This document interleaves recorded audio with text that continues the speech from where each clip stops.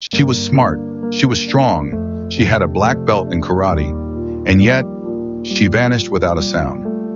On what should have been a simple night out, just hours before a flight back home to California, Canny Ong Lay Kian, a 28-year-old marketing analyst from San Diego, stepped into a parking garage in Kuala Lumpur to grab the family car. She never came back. Not 5 minutes. Not ever. What happened next would shake two nations. A vibrant young woman from a loving family, gone without a trace in a crowded shopping center, in a city she once called home. No signs of struggle, no calls for help, just silence. And for a woman trained in self-defense, with a black belt and years of discipline behind her, that silence only deepens the mystery. Was it someone she knew? A planned attack? Or something far darker? Something hiding in plain sight? This isn't just a story about a disappearance. It's a haunting look at how in the blink of an eye, a life can be swallowed whole, even in a public place, even when you think you're safe. I'm Dominic, and this is True Crimes by Dominic, where we shine a light on the cases the world forgot, and the victims we will never stop fighting to remember. If you're new here, take a second to subscribe, like, and tap the bell so you never miss a story. We drop new episodes every 2 days, and each one pulls you deeper into the darkest corners of truth. Now, let's go back to June 1st, 2003, and unravel the final moments of Canny Ong Lay Kian. This is the nightmare every woman prays never finds her. Alone, in public, doing something as ordinary as grabbing the car, and in an instant, a stranger decides you're it. You're the one they're going to hurt. And what's worse, over 60 people, 60 saw it happening. Some even wore a badge, yet not one of them stopped it. But before we unpack the horrifying fate of Canny Ong, we need to talk about the man who took her life. Ahmad Najib bin Aris was born in 1976 in a small Malaysian town called Muar, tucked along the Straits of Malacca. He was the second of 4 children and, by all outward appearances, was thought to be responsible and hardworking. He left high school early, choosing instead to support his family, and by 1998, he'd moved north to Kuala Lumpur to find better work. There, he settled into the quiet neighborhood of Pantai Dalam, married, and started a family of his own. By the year 2000, Ahmad had landed a job cleaning airplane cabins for Malaysia Airlines. Stable, predictable. But on the night of June 13th, 2003, Ahmad wasn't at work. He was lurking in the shadows of a parking garage beneath the Bangsar shopping center, waiting for someone, for her. Back inside the shopping center, Canny's mother and sister were beginning to worry. She'd gone to retrieve the car over 20 minutes ago, and there was no sign of her. Their calls went unanswered. The first rang out, the second went straight to voicemail. Something wasn't right. They went down into the garage only to discover that both Canny and her car were gone. Security footage confirmed their worst fears. Canny had been carjacked, and the man who took her, Ahmad Najib. Some reports claimed the video even showed the car smashing through the barrier at the garage exit. Still, it took more than an hour before an official police report was filed. Later that night, around midnight, police finally spotted Canny's purple Proton in the Kota Damansara area, roughly an 18-minute drive southwest, into the city of Petaling Jaya. Inside were Ahmad and Canny. Lance Corporal Subramaniam, Ravi Chandran approached and asked for their IDs. Ahmad handed them over. Canny did too. But when the officer asked them to step out of the car, Ahmad refused and stopped Canny from moving. The officer would later recall how Canny was making strange hand gestures, like she was trying to communicate something without speaking. It would only be later that he realized she was begging for help.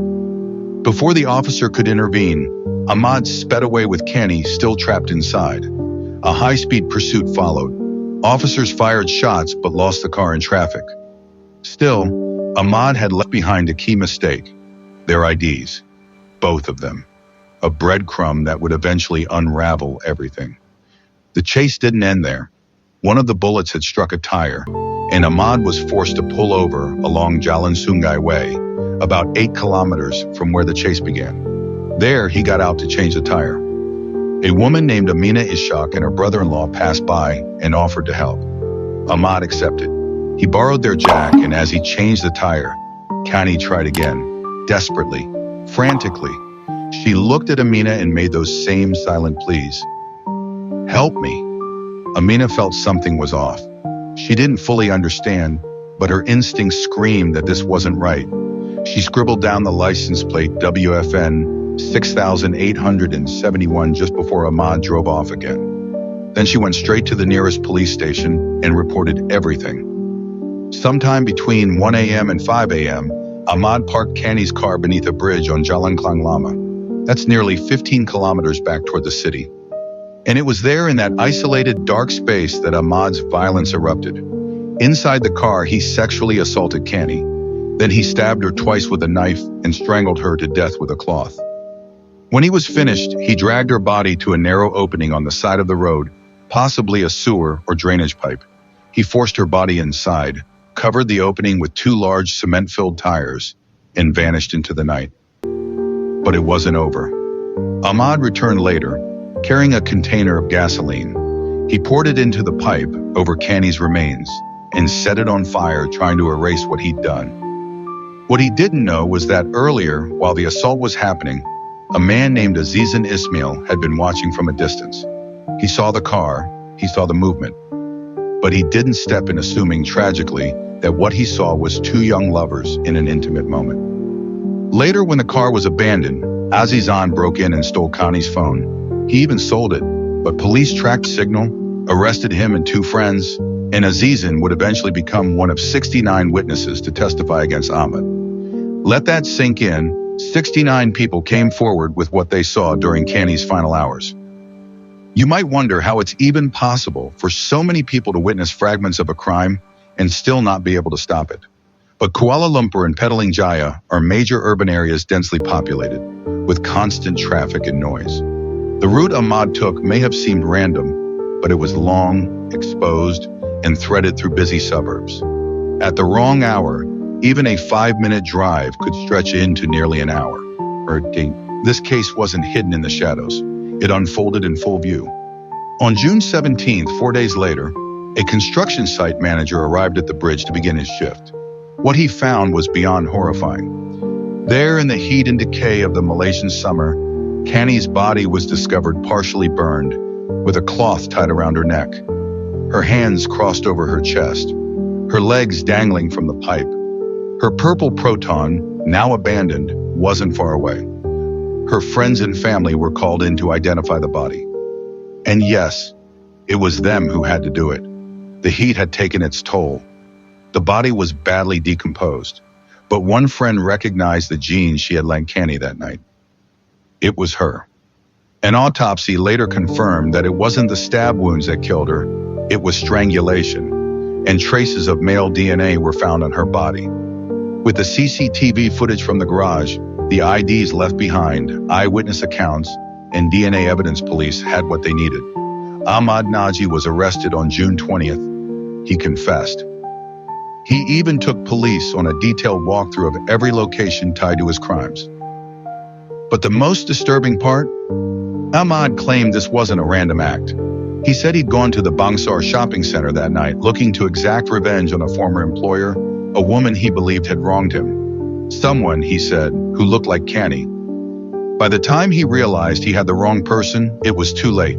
The officer had their IDs. He panicked and followed through with his plan anyway.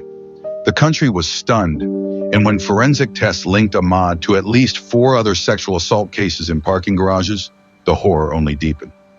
But those survivors, married women, chose to remain anonymous. Their silence, while understandable, meant Ahmad was never charged for those crimes.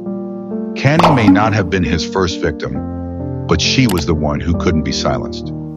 Now, before we go any further, let's take a moment to clear something up, and this is important. When cases like this come out of countries outside the West, especially in places unfamiliar to some viewers, there's often a tendency to make assumptions, to paint an entire country in a negative light because of one horrifying incident. But that's not what we do here at True Crimes by Dominic. Yes, what happened to Canny Ong was unspeakable. But let's be absolutely clear, Malaysia is not a dangerous place. It's a country rich with culture, kindness, and hospitality. Statistically, it's one of the safer nations in the world. Malaysia's murder rate is around 0.72 per 100,000 people, lower than Canada, which sits at 2.07 comma, and far below the US, which hovers around 6.81. In fact, we visited Kuala Lumpur in early 2024, and despite having zero cell service for most of the trip, not once did we feel unsafe. We explored the city, tried mouth-watering local dishes, and even had a run-in with a mama monkey near the Batu Caves after accidentally getting too close to her baby. That was probably the scariest part of the trip. But back to the case. 3 months after Canny's life was brutally stolen, the wheels of justice began to turn.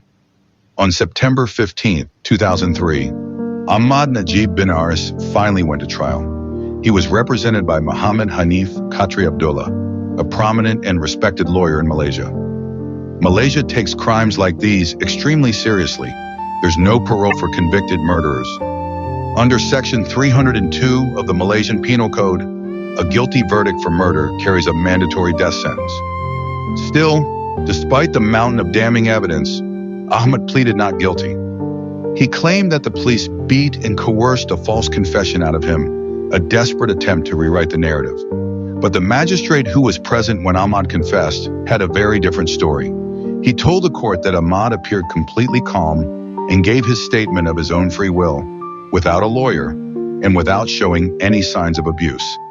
The prosecution's evidence was damning. They presented DNA results, male DNA found on Canny's body, and traces of her DNA found on the clothes Ahmad wore the night of the attack. The cloth tied around Canny's neck, it matched the exact type used by aircraft cabin cleaners.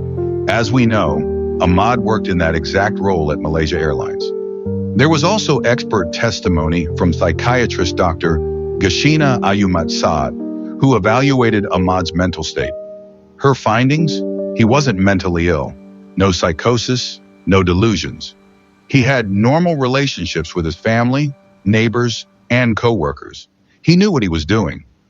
But instead of building a case around real evidence, Ahmad's lawyer took a very different and frankly infuriating route. He tried to blame the victim.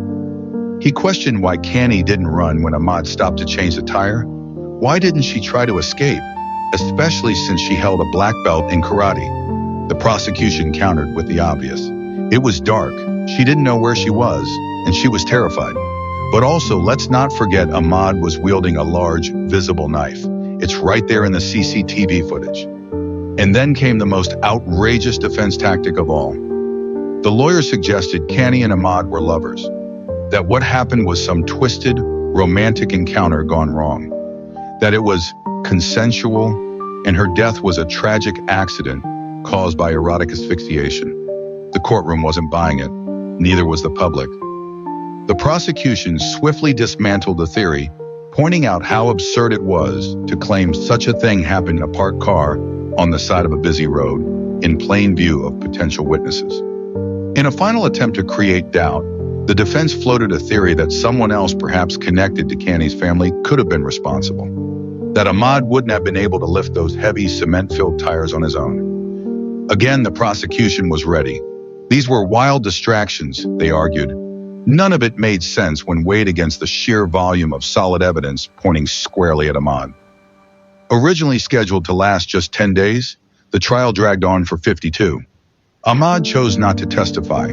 He invoked his right to remain silent, which, unlike in the United States, isn't even a protected right under Malaysian law. His defense team didn't call a single witness. In the eyes of the court, when a case goes unopposed, that silence speaks volumes. And so on February 23, 2005, the verdict came in. Ahmad Najib bin Aris was found guilty on both counts. For the assault, he received the maximum sentence, 20 years in prison and 10 lashes with a cane. For the murder, he was sentenced to death. He would go on to appeal twice, once in 2007 and again in 2009. Both appeals were denied. Later, he tried to have his sentence reduced to life imprisonment. That request, too, was rejected. While waiting for execution at Kajang prison in Sungai Jelak, Ahmad reportedly became a deeply religious man. His lawyer described him as a model Muslim inmate, someone who led other prisoners in prayer. But not everyone was convinced this transformation erased the horror of what he had done. Kajang Prison may ring a bell for some of you. It was the same prison where Malaysia's infamous singing witch, Mona Fandey, was held and executed after murdering a state assemblyman in 1993. Then, on September 23, 2016, justice was finally served. Ahmad Najib was hanged for the brutal murder and assault of 28-year-old Canny Ong, 13 long years after her death. A news source reported that Ahmad's family wasn't informed until after the execution had already taken place. His mother, bedridden at the time, never got the chance to say goodbye. According to Malaysian law, prison officials aren't obligated to notify defense lawyers once a case has concluded. After his execution, Ahmad's body was returned to his family and buried at the Sungai Kantan Muslim cemetery behind Kajang Hospital. Canny's murder had rocked the nation, and even after the trial was over, whispers and conspiracy theories continued to circulate. One source suggested her family faced harassment and wild, baseless rumors in the wake of the case. But those claims remained unverified. Canny's story didn't disappear, though. Her case became the focus of a true crime documentary, complete with reenactments and courtroom breakdowns. Many of the officers, lawyers, and loved ones who fought for justice were interviewed, ensuring her voice was never lost in the noise. She was also featured in Liz Porter's book, Crime Scene Asia, When Forensic Evidence Becomes a Silent Witness, a collection of true cases from across Malaysia, Singapore, and beyond. Canny's case stood out as one of the most haunting, and it still is. On June 27, 2003, hundreds of mourners gathered at St. Francis Xavier Church, a quiet sanctuary nestled in Petaling Jaya, to say their final goodbyes to Canny Ong. Over 500 people filled the pews that day. Family, close friends, community members, even politicians. The outpouring of grief spanned continents. Just a few weeks later, another memorial was held for her at Balboa Park in San Diego, where she had spent so many of her formative years. She was remembered not just as a daughter, a sister, or a friend, but as a bright, vibrant soul. A woman with a sharp mind and a kind heart. Someone who could light up a room with her smile and who had so much more life left to live. And then, just like that, she was gone. Taken in a single night by someone who saw her not as a person, but as an opportunity. A tragedy like this doesn't just affect one family. It echoes through communities, across oceans, through generations. It reminds us of how fragile life is, and how easily evil can slip in when we least expect it. Ahmad Najib thought he could erase Canny, silence her, leave her forgotten in a manhole fire, reduced to evidence and ash. But in the end, he didn't win. Because we're still saying her name, still telling her story. And that's something no monster can take away. What happened to Canny was deeply senseless, but the way she's been remembered, by both those who knew her and complete strangers, is a testament to the impact one life can make. But here's something I want to ask you. What do you believe justice really looks like? Is a death sentence enough? Or is it simply the closest thing we have to balance a scale that can never truly be even again? Let me know what you think in the comments below. I read every one of them. Let's talk about it. If this story stayed with you, or if you believe more people need to know what happened to Canny Ong, please consider liking, sharing, and subscribing to True Crimes by Dominic. We drop new stories every 2 days, and they only get more intense from here. And if you never want to miss a single update, make sure to tap the bell so you're always the first to hear the next haunting tale. Until then, stay safe, stay aware, and remember the truth is never far behind. This is True Crimes by Dominic.